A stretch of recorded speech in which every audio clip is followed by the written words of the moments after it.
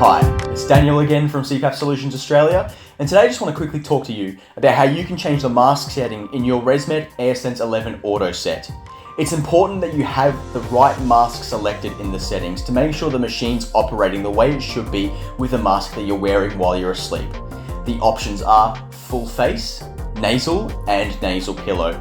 And now I'm going to show you how you can change the setting within the machine to make sure you're getting the best sleep that you need.